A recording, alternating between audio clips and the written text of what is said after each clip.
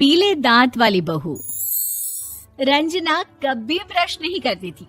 उसे कितनी बार उसके माँ बाप ने डांटा, लेकिन उसका कोई असर उस पर होता ही नहीं था, जिस कारण से उसके दांत पीले पीले हो जाते हैं। शादी के बाद। अरे बहू, वैसे तो तुझ में कोई कमी नहीं है, पर तेरे दांत इतने पीले कैसे हैं बेटा? कैसे मतलब? कोई सर्जरी थोड़ी ना कराई है। वो तो क्या नाम, मैं ब्रश नहीं करती थी तो पीले हो गए। अब क्या करूं? आप कहें तो लाल करवा लूं या फिर काले? यार ये क्या है, क्यों माँ से लड़ रही हो? लड़ रही हूँ? अरे मैं लड़ रही हूँ या ये बोल रही है कि दांत पीले हैं, पीले। अरे तपस्या थोड़ी ना की है इन्हें पीले करने के लिए। बकायदा ब्रश नहीं किया है 20 साल तक, तब जाकर। छी, कैसी बात कर रही हो? ये उस वक्त तो पीले नहीं थे जब हम लोग तुम्हें देखने आए थे। अरे तब साफ करवा लिया होगा डेंटिस्ट के पास जाकर। अब देखो कैसे पीले पीले लग रहे हैं। रंजना सास की तरफ गुस्से से देखती है। फिर शुरू हो गई पीले पीले पीले। अरे पीले तो तब भी थे जब मेरे हाथ का रसगुल्ला उड़ा उड़ा कर खा रही थी और बोल रही थी, लड़की नहीं गुणों का खजाना दे रहे भाई साहब आप। खैर, अब वो लोग करते भी तो क्या करते, पीले दांत वाली बहू पल्ले पड़ी थी तो झेलना तो था ही। एक दिन कीर्तन में रंजना गाना गा रही थी। अरे कमला बहन, माँ का द्वार है, यहाँ तो सब शुद्ध होकर आते हैं, फिर अपनी बहू को ब्रश भी नहीं करवाती तुम। दूर से पीले पीले दांत भक्ति में बाधा उत्पन्न कर रहे हैं। अरे कोई 2 साल के बच्चे थोड़ी ना लेकर आई हूँ मैं बहू बनाकर। अच्छी खासी लड़की है, अरे कैसे करवाऊं ब्रश? ये तो उसे खुद करना चाहिए ना। अब माँ बाप तो इसके जैसे तैसे निपटा दिए, ये नहीं सोचा कि सास कैसे संभालेगी। सास बहू को लेकर घर आ जाती है, लेकिन सोच लेती है कि अब इसे लेकर कहीं नहीं जाएगी। अगले रोज बहू कहती है, अरे क्या हो गया, मंदिर नहीं जाना क्या? कीर्तन का वक्त हो रहा है। मेरी मधुर वाणी से कान्हा जी जागते हैं और सोते हैं। आप तो जानती है ना उनकी भक्ति में कितना मन लगता है मेरा।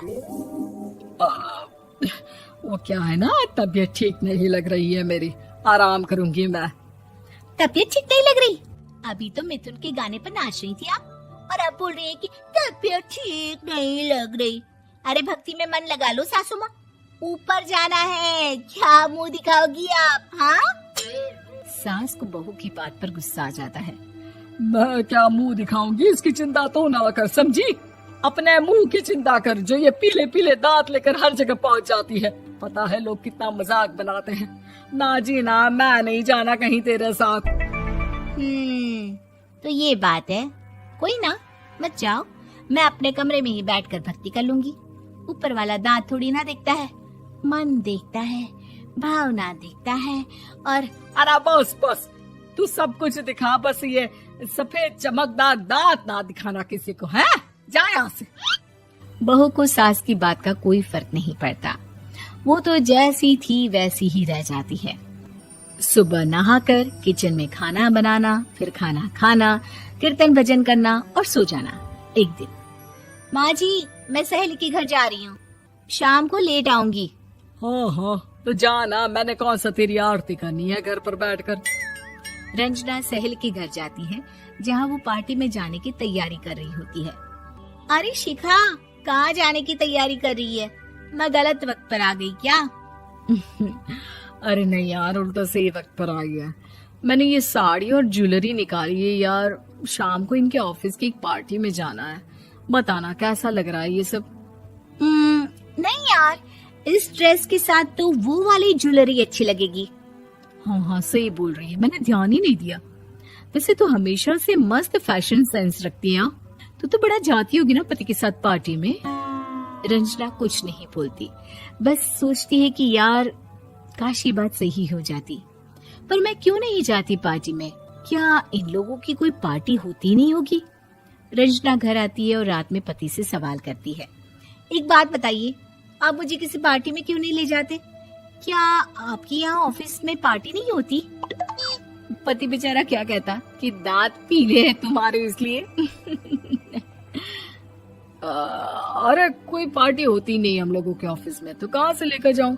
और मार्केट, मॉल, कहीं वीकेंड घूमना, कहीं तो। अरे यार सारे हफ्ते में एक छुट्टी मिलती है, तो सोचता हूँ कि आराम ही कर लूं। क्यों? रंजना मन मार के रह जाती है। पहले कभी सास के साथ मंदिर जाया करती थी, लेकिन वो भी सास ने ले जाना बंद कर दिया। घर बैठी बैठी रंजना बोर हो जाती है। तभी उसे आइडिया आता है और वो मायके जाने का सोचती है। सासू माँ, 2 दिनों के लिए मम्मी के घर जा रही हूँ। अच्छा ठीक है, आराम से जा। और हाँ, माँ से कुछ अच्छी आदत सीख कर आना कि कैसे शरीर के हर भाग की तरह दांतों की सफाई भी जरूरी होती है, समझी? शुरू हो गई ना आप। वो लोग आपकी तरह नहीं है कि छोटी छोटी बात का बतंगड़ बना दे। उन लोगों के लिए मैं मायने रखती हूँ, ना कि मेरे पीले पीले दांत। रंजना माँ को बिना बताए उन लोगों को सरप्राइज देती है, लेकिन जैसे ही वो दरवाजे पर पहुंचती है, अंदर देखती है कि घर वाले कहीं जा रहे होते हैं। अब माँ, काश रंजना दीदी के दांतों वाली प्रॉब्लम नहीं होती, तो वो भी हम लोगों के साथ चलती ना बुआ जी की बेटी की शादी में। हाँ बेटा, लेकिन अब उसे कौन समझाए कि उसको उसके पीले दांत नहीं दिखते, लेकिन उसके आसपास के लोगों को कितना एम्बैरेसिंग फील कराते हैं। मुझे तो कितनी बार उसके स्कूल की टीचर ने शिकायत की कि उसके साथ कोई लड़की बैठना भी नहीं चाहती, और ना ही कॉलेज में कोई उससे बात करना चाहता था। लेकिन पता नहीं क्यों उसे ये बात समझ में ही नहीं आती। कोई कमी नहीं है उस लड़की में, बस यही कि दांत पीले हैं। वो तो भला हो जीजा जी और उनकी माँ का, जो दीदी को जैसी है वैसे ही रखा हुआ है। रंजना को अपने घर वालों की बात सुनकर बहुत दुख होता है। वो सोचती है कि वो क्या करे, लेकिन फिर वो सीधा डेंटिस्ट के पास जाती है, अपने दांत चमकाती है और कसम खाती है कि वो रोज ब्रश करेगी। अरे क्या हो गया? तुम तो 2 दिनों के लिए गई थी ना, पर कोई ना, अच्छा है, चलो आ गई तो। रंजना सास के सामने आकर खड़ी हो जाती है और पूरी स्माइल करती है, उसके चमकदार दांतों को दिखाती हुई। हैं? चले मंदिर? माँ, मुझे माफ कर दीजिए, मैंने आप लोगों को बहुत एम्बैरेसिंग फील करवाया। मैं आज से रोज ब्रश करूंगी।